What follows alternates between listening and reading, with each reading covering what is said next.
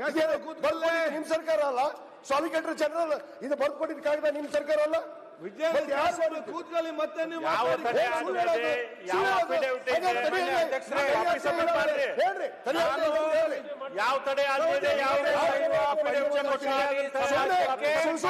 ಮೀಸಲಾತಿ ಸಿಗಬೇಕು ಅನ್ನೋ ನಾನು ಒಬ್ನು.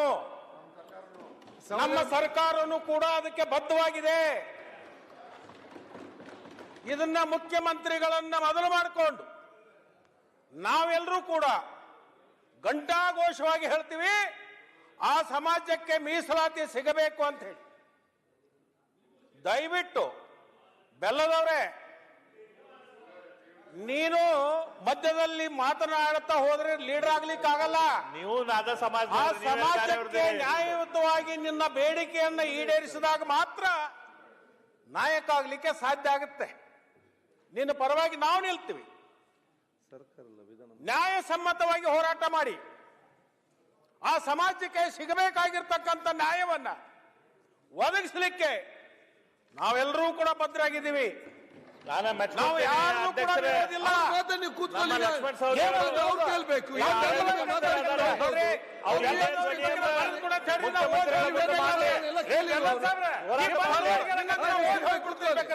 ನಿಮ್ಗೆ ಏನು ಮಾತಾಡ್ತೀವಿ, ಅವಾಗ ಯಾವ ನಾನು ನಿನ್ನ ಪರವಾಗಿದ್ದೀನಿ, ಸಮಾಜದ ಪರವಾಗಿದ್ದೀನಿ ಅಂದ್ರು ಮಧ್ಯದಲ್ಲಿ ಬರ್ತೀರಿ ಅಂದ್ರೆ ನಾವು ಮಾತಾಡ್ತಕ್ಕಂಥದ್ದು ನಿಮಗೆ ಆಸಕ್ತಿ ಇಲ್ಲ. ಇಷ್ಟು ಜೋರಾಗಿ ಸಮಾಜಕ್ಕೆ ಮೀಸಲಾತಿ ಸಿಗಬಾರ್ದು ಅಂತಕ್ಕಂಥ ಹುನ್ನಾರ ನಿಮ್ಮಲ್ಲೇ ಇದೆ ಅಂತಕ್ಕಂಥದ್ದು ನಾನು ಹೇಳ್ಬೇಕಾಗುತ್ತೆ. ದಯವಿಟ್ಟು ನಾ ಹೇಳೋದ್ರಲ್ಲಿ ಅರ್ಥ ಇದೆ. ನಿಮ್ಮ ಪರವಾಗಿ ನಾವು ನಿಲ್ತೀವಿ. ಸೌಜನ್ಯದಿಂದ ನೀವು ಕೇಳುವಂತ ಕೆಲಸವನ್ನೇ ಮಾಡಿ. ಗೊಂದಲ ಎಲ್ಲಿ ಬಂದಿದೆ? ಕೇಂದ್ರದ ಗೃಹ ಸಚಿವರೇ ಹೇಳಿದ್ದಾರೆ, 2A ಇರ್ತಕ್ಕಂಥ 104 ಸಮಾಜಕ್ಕೆ ಅನ್ಯಾಯ ಆಗಬಾರ್ದು ಅಂತ ನೀವೇ ಸ್ಟೇಟ್ಮೆಂಟ್ ಮಾಡಿದ್ರಿ. ಅದಕ್ಕೆ ನಾನೇನು ಹೇಳೋದಂದ್ರೆ, ಆ ಉಳಿದಿರ್ತಕ್ಕಂಥ ಯಾವ ಸಮಾಜಕ್ಕೂ ಅನ್ಯಾಯ ಆಗೋದು ಬೇಡ. ಆದರೆ ವೀರಶೈವ ಪಂಚಮಶಾಲಿಗೆ ಅದು ಮೀಸಲಾತಿ ಸಿಗದೇನೂ ಇರಬಾರ್ದು, ಸಿಗಬೇಕು. ಅಲ್ಲಿನೂ ಬಹಳ ನಿಮ್ಮಂಗ ರಾಜ್ಯ ತುಂಬಾ ಡೀಲರ್ಶಿಪ್ ಇಟ್ಕೊಂಡಿರ್ತಕ್ಕಂಥ ಜನ ಇಲ್ಲ. ಕಳೆ ತೆಗಿಲಕ್ಕೆ ಹೋಗ್ತಾರೆ, ಕಬ್ಬು ಕಡಿಲಿಕ್ಕೆ ಹೋಗ್ತಾರೆ, ಹಮಾಲಿ ಮಾಡ್ಲಿಕ್ಕೆ ಹೋಗ್ತಾರೆ, ನೀರು ಉಣಿಸ್ಲಾಕ್ ಹೋಗ್ತಾರೆ. ಅವ್ರ ಕಷ್ಟ ನಿನಗೆ ಗೊತ್ತಾಗಲ್ಲ. ಯಾಕಂತಂದ್ರೆ ನೀನು ಹವಾ ನಿಯಂತ್ರಣ ವಾಹನದಲ್ಲಿ, ಹವಾ ನಿಯಂತ್ರಣ ಆಫೀಸ್ನಲ್ಲಿ ಇರ್ತಕ್ಕಂಥವ್ರು ನಿಮ್ಗೆ ಅರ್ಥ ಆಗಲ್ಲ. ಅದು ಆ ಜನರ ಮಧ್ಯದಲ್ಲಿ ಇರ್ತಕ್ಕಂಥವ್ರು ನಮ್ಗೆ ಅರ್ಥ ಇದೆ. ಆ ಜನರ ಮಧ್ಯದಲ್ಲಿ ಇರ್ತಕ್ಕಂಥವ್ರು ನಮ್ಗೆಲ್ಲರಿಗೂ ಅರ್ಥ ಮಾಡ್ಕೊಂಡಿದೀವಿ.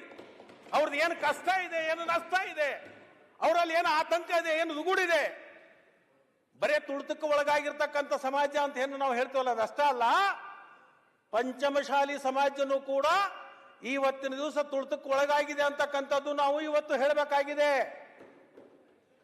ಒಂದು ಕೆಲಸ ಮಾಡೋಣ ಅಧ್ಯಕ್ಷ, ಆ ಕಡೆ ಇರ್ತಕ್ಕಂಥ ಎಲ್ಲ ಸಮಾಜದ ಎಷ್ಟು ಮಂದಿ ಶಾಸಕರಿದ್ದಾರೆ, ಇಲ್ಲಿರ್ತಕ್ಕಂಥ ನಮ್ಮ ಪಕ್ಷದಲ್ಲಿರ್ತಕ್ಕಂಥ ಶಾಸಕರು, ಅದರ ಜೊತೆಗೆ ಮುಖ್ಯಮಂತ್ರಿಗಳು, ಉಪಮುಖ್ಯಮಂತ್ರಿಗಳು, ಕಾನೂನು ಸಚಿವರು ಒಟ್ಟಿಗೆ ಸೇರ್ಕೊಂಡು ಈ ಅಧಿವೇಶನ ಮುಗಿದ ಮೇಲೆ ಒಂದು ಪ್ರತ್ಯೇಕವಾಗಿರ್ತಕ್ಕಂಥ ಒಂದು ಸಭೆಯನ್ನು ಕರಿಬೇಕು.